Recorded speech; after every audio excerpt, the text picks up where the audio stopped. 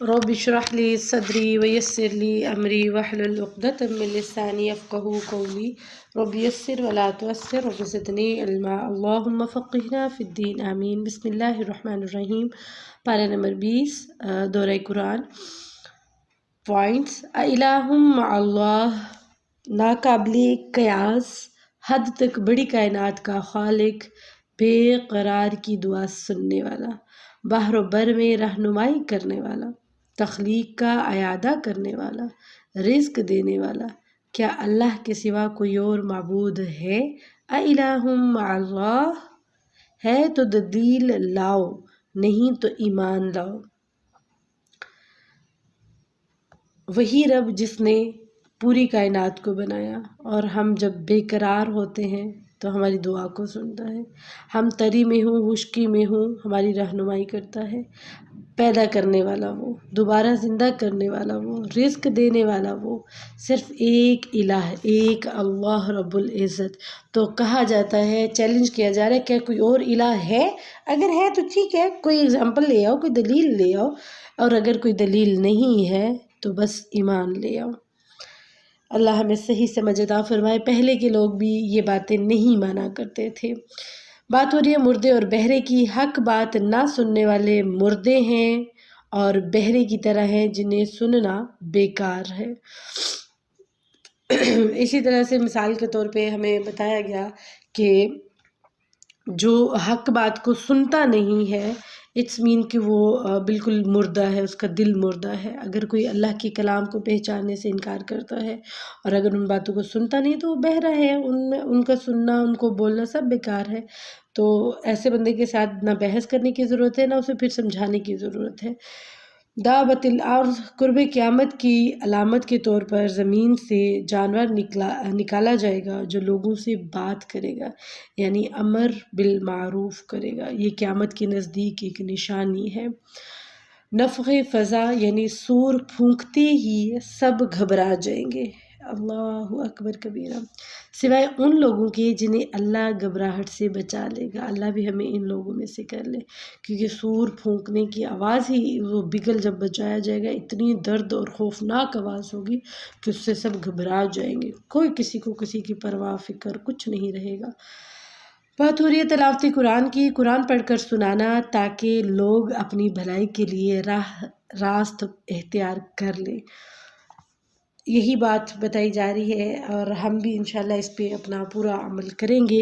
بات ہو رہی ہے قتل کی۔ فرعون بنی اسرائیل کے لڑکوں کو قتل کروا دیتا تھا، اور انسانوں کا قتل کرنا فساد ہے، اور وہ اس لیے قتل کرواتا تھا کیونکہ اس کو قصہ ہم پیچھے سورۃ انبیاء میں بھی پڑھ چکے ہیں، اس سے پہلے بھی کچھ صورتوں میں ہم تھوڑا تھوڑا کرتے کرتے پڑھ چکے ہیں۔ تو اس لیے قتل کروا دیتا تھا۔ اسے کسی نجومی نے بولا تھا کہ ایک لڑکا پیدا ہوگا جو تجھے قتل کر دے گا۔ تو وہ کیا کرتا تھا کہ ایک سال میں لڑکوں کو مار دیتا تھا، ایک سال میں زندہ رکھتا تھا، یا موسٹلی کیا کرتا تھا، لڑکوں کو مروا دیتا تھا اور لڑکیوں کو زندہ رکھتا تھا۔ اور جس سال حکم ہوا تھا کہ بچوں کو قتل کر دیا جائے گا، لڑکوں کو، اسی سال میں حضرت موسیٰ پیدا ہوئے۔ پھر اللہ تعالیٰ نے ماں کے دماغ میں ڈالا، وہ صندوق میں ڈالا، پھر اس طرح پانی کے اندر اللہ کا نام لے کے بہا دیا۔ پھر وہ فرعون کی محل کے پاس گیا، پھر ادھر ہی ان کی پرورش ہوئی، وہیں پہ وہ پلے بڑھے، اور پھر اسی فرعون کے آگے اللہ تعالیٰ نے کھڑا کر دیا حضرت موسیٰ کو ایز اے پیغمبر، اور پھر کس طرح سے اس کی تباہی اور بربادی کی وہ آپ سب کو پتہ ہے اور آپ پڑھ چکے ہیں۔ اور بات ہو رہی ہے اسباب کے پردے کی۔ تو فرعون کو سزا دینے کے لیے موسیٰ علیہ السلام کو سمندر میں ڈال دینے کا حکم ہوا، جیسا کہ ابھی میں نے بتایا ہے، اور یہ اللہ کے بہترین منصوبے کا آغاز تھا، کیونکہ اللہ تعالیٰ نے ہر چیز اپنے منصوبے کے مطابق کرنی ہوتی ہے، اور اللہ کو سوچنے کی ضرورت نہیں ہوتی ہے۔ اللہ تعالیٰ آلریڈی پلانڈ ایوری تھنگ، الحمدللہ، بیکاز اللہ تو اللہ ہے۔ پھر موسیٰ کی بات ہو رہی ہے، بچے کو سمندر میں ڈال کر اللہ کی اطاعت کی، تو اللہ نے موسیٰ کو واپس لوٹا کر ان کی آنکھیں ٹھنڈی کر دی، کیونکہ جب فرعون کے محل میں حضرت موسیٰ گئے تو حضرت موسیٰ بہت رو رہے تھے، دودھ پلانا تھا، پریشان بھی تھیں، پھر کرتے کرتے بڑی ساری عورتوں کا انتخاب کرتے رہے لیکن کوئی نہ ہوا، پھر بالآخر اللہ نے موسیٰ کو لے کے آئے اور انہوں نے اپنی ہی ماں کا دودھ بھی پیا۔ سبحان اللہ، اللہ تعالیٰ کرنے پہ ہے تو اللہ کیا کیا نہیں کرتے۔ پھر گمراہ کن دشمن یعنی موسیٰ علیہ السلام سے انجانے میں قبطی کا قتل ہوا تو کہا ھذا من عمل الشیطان انہ عدو مضل مبین۔ پیچھے بھی ہم پڑھ چکے ہیں کہ وہ غلطی سے ایک قتل ہو گیا تھا، دانستاً غلطی سے قتل ہوا، تو انہوں نے اپنی غلطی کا اعتراف بھی کر لیا تھا۔ پھر موسیٰ علیہ السلام کی دعائیں قبطی کے قتل پر کہا رب انی ظلمت نفسی فاغفر لی، معافی بھی مانگ لی، اعتراف بھی کر لیا۔ مدین کی طرف گئے تو کہا عسیٰ ربی ان یہدینی سواء السبیل۔ پھر سائے میں بیٹھے تو کہا ربی انی لما انزلت الی من خیر فقیر۔ تو اللہ تعالیٰ نے پھر ان کی توبہ بھی قبول فرما لی۔ بات ہو رہی ہے قول امین، ان خصوصیات کی وجہ سے نیک شخص کا موسیٰ علیہ السلام کو ملازم رکھنا اور اپنی بیٹی کا نکاح ان سے کرنا۔ حضرت شعیب علیہ السلام غالباً تھے، راستے میں حضرت موسیٰ علیہ السلام وہاں سے جب نکل کے جا رہے تھے مدین کی طرف، تو راستے میں کنویں پہ 2 لڑکیاں کھڑی اپنی باری کا انتظار کر رہی تھی، باقی لوگ جو ہیں وہ کنویں پہ جانوروں کو پانی پلا رہے تھے۔ تو انہوں نے پوچھا کہ تم دونوں یہاں کیوں کھڑی ہو؟ تو حضرت موسیٰ کے پوچھنے پہ انہوں نے بتایا کہ ہم اپنے مویشیوں کو پانی پلانے کی باری کے انتظار میں کھڑی ہیں، یہ لوگ پلا لیں گے تو پھر ہم پلا لیں گے۔ تو انہوں نے پھر کیا کیا کہ ان سے وہ ڈول وغیرہ لیا، پانی لیا، ان کی بکریوں کے لیے ان کو پانی دیا، تو وہ جلدی فارغ ہو کے گھر گئیں۔ ابا نے پوچھا کہ کیا ماجرا رہا، تو انہوں نے سارا بتایا۔ پھر انہوں نے ایک بیٹی کو بھیجا کہ جاؤ اس کو لے کے آؤ، پھر وہ گھر میں لے کے گئے اور حضرت شعیب علیہ السلام کے پاس گئے جو کہ کافی بزرگ ہو چکے تھے۔ تو پھر انہوں نے پوچھا کہ کیا کہا انہوں نے، یہاں پہ بات ہو رہی ہے قوی امین کی، تو انہوں نے پوچھا کہ مطلب ملازمت کے لیے رکھنا ہے، کچھ اس طرح سے بات ہوئی نا، بیٹیوں میں سے شاید کسی نے کہا کہ ان کو کام دے دیجئے یا کچھ اس طرح سے۔ تو انہوں نے کہا کہ آپ کس طرح سے کہہ سکتے، تو انہوں نے کہا کہ ایک تو پانی پلانے کا واقعہ ہوا، اور دوسری بیٹی نے بتایا کہ جب ہم آ رہے تھے تو انہوں نے کہا کہ آپ میرے پیچھے چلو تاکہ ہمارے نظر جو ہے میری وہ کہ عورت پہ نہ پڑے، مطلب یہ چیز بتائی گئی۔ تو اس وجہ سے انہوں نے کہا کہ ٹھیک ہے، آپ کچھ سال 8 غالباً سال جو ہیں وہ میرے پاس میرے مویشیوں کا اور میرا مطلب جانوروں کا خیال رکھو، کام کرو۔ تو پھر جو ہے انہوں نے کام کیا اور انہوں نے کہا کہ تم میری بیٹی سے نکاح کر لو، تو انہوں نے پھر ان کی بیٹی سے نکاح بھی کرایا۔ یعنی کہ ادھر بتایا جا رہا ہے کہ قوی امین جو ہے ان کی خصوصیات یہ ہیں، کوئی ایک نیک شخص ہے، وہ تھے حضرت موسیٰ علیہ السلام۔ پھر بات ہو رہی ہے گمراہ امام کی، تو آگ کی طرف لے جاتے ہیں یہ گمراہ امام، اس لیے کسی کی پیروی کرتے وقت دیکھ لینا کہ اس کی دعوت کیا ہے، کیا دعوت اللہ ہے یا دعوت الشرک ہے۔ ہدایت دینا اللہ کا اختیار ہے، انک لا تہدی من احببت۔ اللہ کی تعریف دنیا و آخرت میں اللہ ہی کی تعریف اور شکر ہے، دنیا میں بھی اور آخرت میں بھی، اس کے سوا اور کوئی چیز نہیں ہے، بیکاز انسان فانی ہے، ہر چیز فانی ہے، اور بقا میرے رب کی ذات ہے۔ لہ الحمد فی الاولی والآخرہ، دنیا اور آخرت میں صرف اور صرف رب کا شکر ہے، اور جب ہم شکر ادا کرتے ہیں لَأَزِیدَنَّکُم، میں تمہیں زیادہ عطا کرتا ہوں، تو دنیا میں شکر کرنے کی عادت اگر آپ اپنائیں گے تو انشاءاللہ آخرت کا بھی تعریف اور شکر اللہ ہی کا ہے۔ بے شک علم کا تکبر، قارون نے ملنے والی دولت کو اپنے علم کا کمال قرار دیا، تو اللہ نے مال سمیت زمین میں دنسا دیا۔ اللہ نے کہا لے دیکھ اب تیرے مال تیرے ساتھ ہی دفن ہوگا۔ تو کبھی بھی علم پر تکبر نہیں کرنا چاہیے۔ اصل علم جس کو پا کر انسان کی نگاہ آخرت پر ہو جائے اور وہ درست عمل کی طرف توجہ کرے، اپنی زندگی کو سنوار لے، اپنے اعمال کو سنوار لے، اپنی آخرت اور دنیا سنوار لے، تو وہ ہے اصل علم جس پر عمل ہو۔ علم وہ نہیں ہے کہ آپ کے پاس علم تو بے شمار ہے، سب کے پاس علم ہے، عالم تو سارے ہیں، عامل کوئی نہیں ہے۔ علم ہونا چاہیے، لیکن ایسا علم کا کیا فائدہ جس پہ کوئی عمل نہ ہو، اور جس نے گویا اس علم پہ عمل کیا تو ایسا علم کیا ہی فائدہ مند ہے جو بندے کو باعمل بنا دے۔ कहते हैं ना, औरों को नसीहत खुद मियाँ फसीहत, आप झूठ ना बोलो और ख़ुद झूठ के अंबार लगा दो। कितने जुल्म की बात है कि हम कुरान आगे रख के दूसरे को तो कह रहे हैं आपने गीबत नहीं करनी, गीबत अलगीबत वशद्दु मिनज़्ज़िना, और ख़ुद हम डूबे हुए हैं और ख़ुद गीबतें किए जा रहे हैं। कितने जुल्म की बात है, दूसरे को बता रहे हैं तुमने चोरी नहीं करनी और खुद न जाने किस किस तरीके से हम चोरी करते हैं। कितने जुल्म की बात है, दूसरे को तो बता रहे हैं तुमने अपने माँ बाप, बहन भाई, सास ससुर ससुरालियों के हक़ में कमी नहीं करनी, और ख़ुद हम हक़ पे कमी करते जा रहे हैं, झूठ पे झूठ बोलते जा रहे हैं। अल्लाह हमें हिदायत अता फ़रमाए। क़ारून की तबाही जो है अहले दुनिया के लिए इबरत है।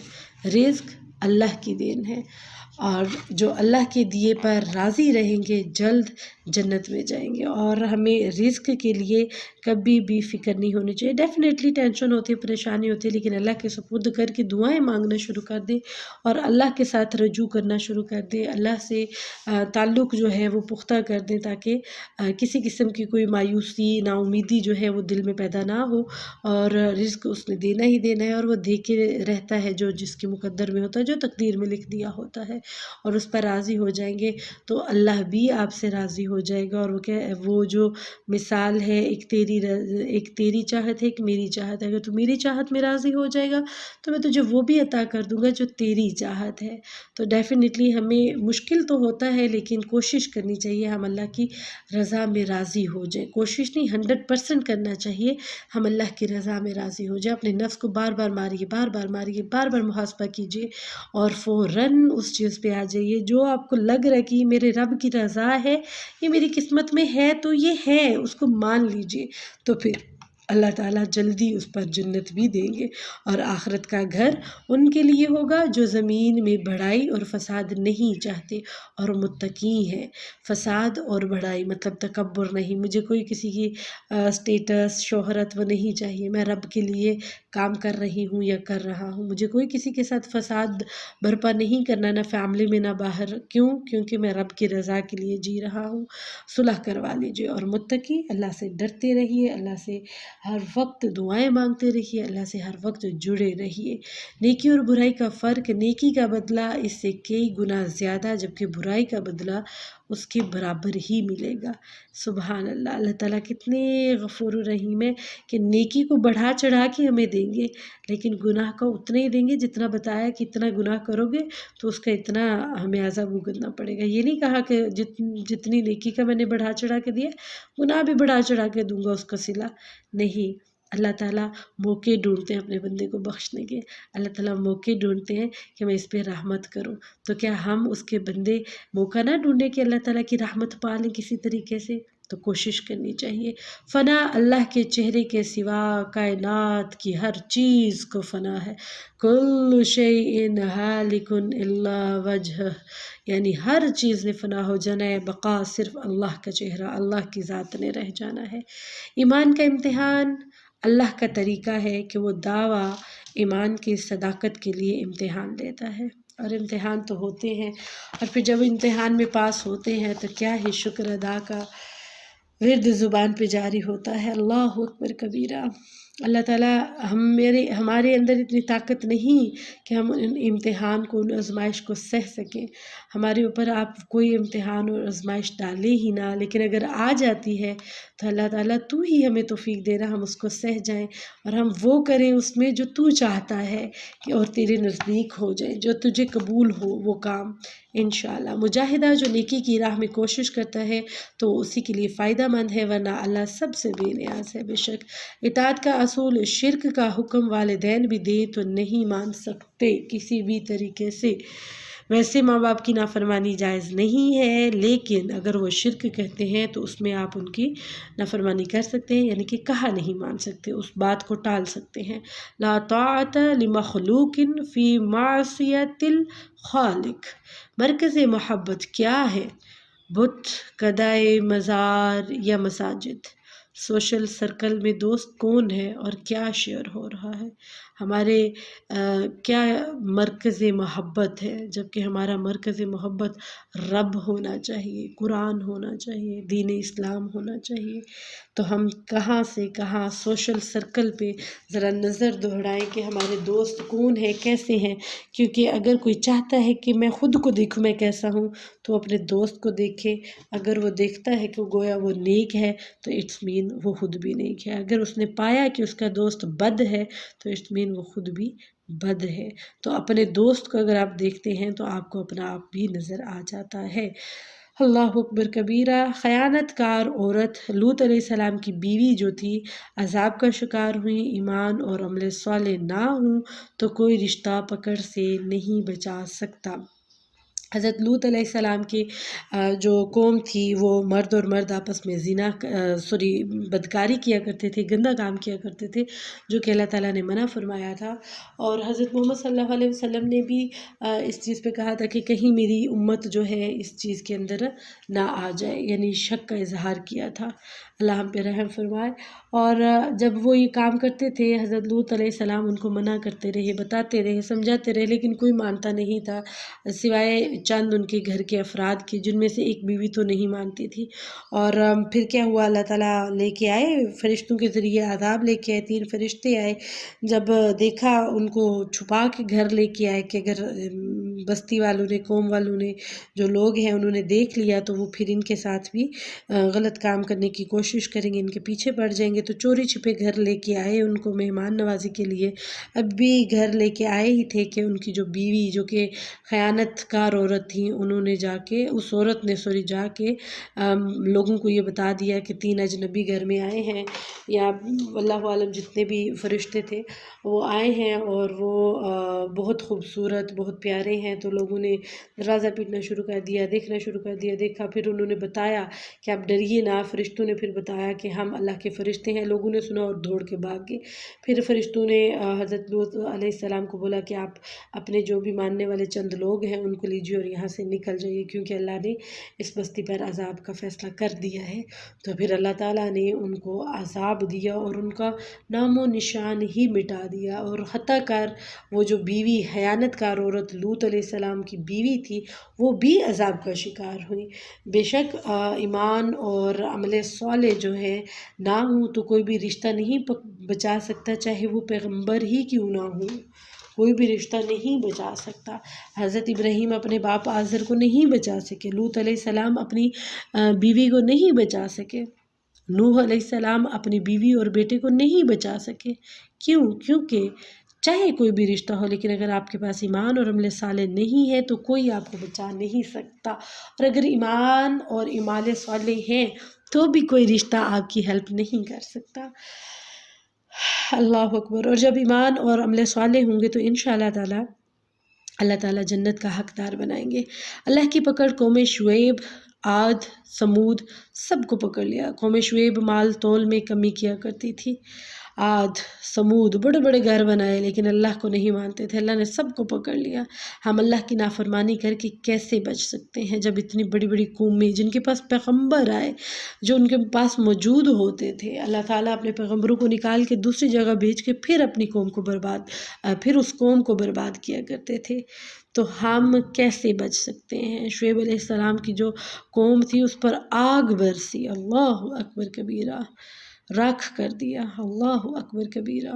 غصہ آ گیا اللہ کو، اللہ کے حکم کو نہیں مانتے تھے، پیڑ کی پوجا کیا کرتے تھے، درخت کی پوجا کیا کرتے تھے، ماپ تول میں کمی کیا کرتے تھے، اور پھر نافرمانی ہم کریں اور پھر ہم کیسے بچ سکتے ہیں؟ تو پھر یہ جو ہماری بیماریاں، یہ جو آفتیں، مصیبتیں، تکلیفیں چھوٹی چھوٹی بڑی بڑی آتی ہیں، یہ اسی وجہ سے آتی ہے، اللہ کی پکڑ ضرور ہوتی ہے۔